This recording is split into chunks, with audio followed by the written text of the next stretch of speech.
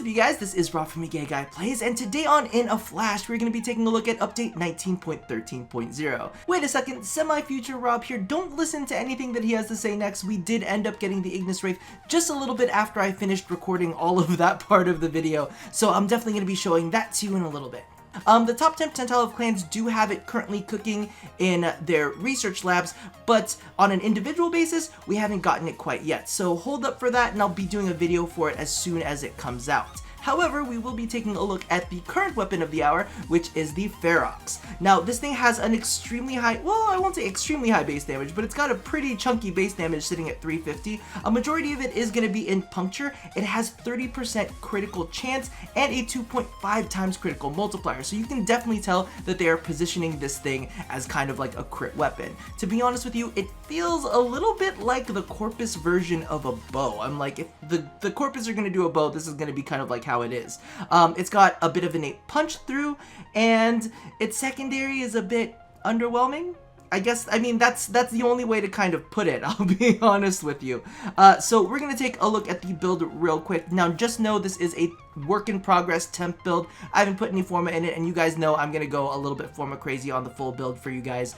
But definitely its critical stats, critical chance at 75%, just with the point strike and vital sense in there is a 5.5 times critical multiplier, Argon scope. You know what, we're going to try that with Argon scope in a second, but I want to show you guys the performance of it just kind of like on its own.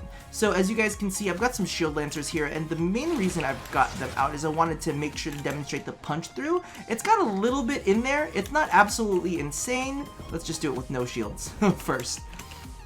And I know one of the questions that a lot of people have kind of been wondering about is how this will work with heavy caliber. Let me, there you go, shield first, there you go.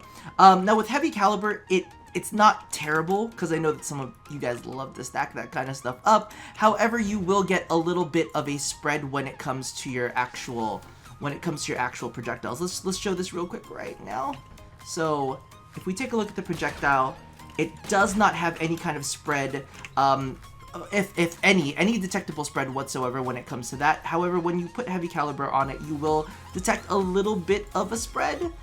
So for those of you who are curious about that, as you can see, you've definitely got like a little wonky spread there. Sometimes it gets worse, but if you're gonna be throwing this, it doesn't seem to go all crazy, kind of like where we have the Ogress issue, where you're literally aiming at something and it goes to absolute shit. Let me go ahead and show you the secondary of this. Let's toss on voltage, malignant force, and I'm gonna show you the kind of like electric beam that comes along with it. To be completely frank with you, it's a bit underwhelming. It looks like it hits everything within about a 5 to 10 meter range. It does kind of proc off, but as you can see, it drags them a little bit closer. You notice they're all getting a little bit closer to the spear, which is great if you have a pox. It kind of makes, you know, it kind of synergizes quite well with that. It's about this, it seems to be about the same strength as like Mag's Magnetize. However, I will say that, you know, just the damage on its own, you're going to be mainly doing your damage off of its primary fire. And that's kind of my feelings on this for now.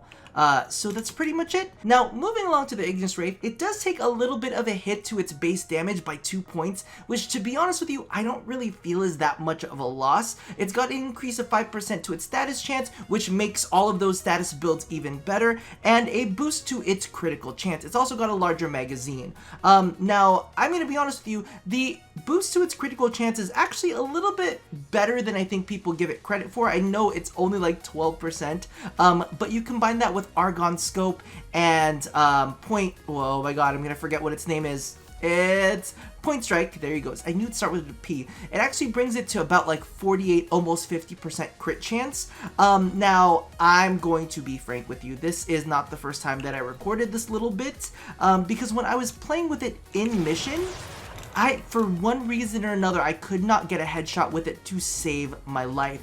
And I don't know why that was the case, but here in the,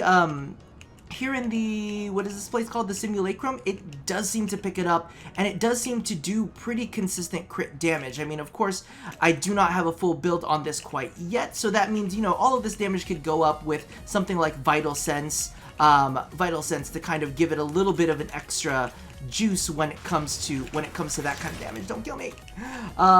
So I would expect this to perform a little bit better with some Forma on it, which I am planning to do in a bit. So you guys kind of see its performance there.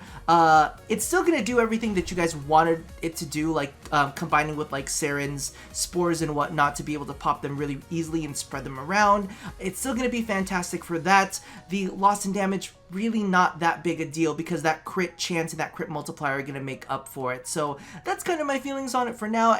But I gotta go ahead, I gotta go in Forma, like 2 weapons now. Alrighty, so this is the Vectorlist Cloak using my Loki's kind of coloration, and to be honest with you, it's not as bad as like the base looked. However, it's still probably not my favorite. It looks, as many people have said, a little bit like a table runner, but like a thick, noodly, like it's like fettuccine. It's like a thick band of fettuccine with metal bits on it. It's not terrible looking. I know that there are going to be some people who do like it. Me personally, I like something that attaches a little bit closer to the back. Now, speaking of attachments that are a little bit closer to the back, for those who haven't gotten to check it out, the Officium Syandana, not Arcane Officium Syandana, has actually had its position shifted, so it finally sits a little bit better on a lot of the frames. So I definitely want you guys to take a look at that. If you guys have been holding off on it, definitely check it out now and see where it fits on your current frames. So last but not least is the Mashed Lift Pack. If you guys were a fan of that animation, definitely check this one out. However, I personally don't think that it is a must-have.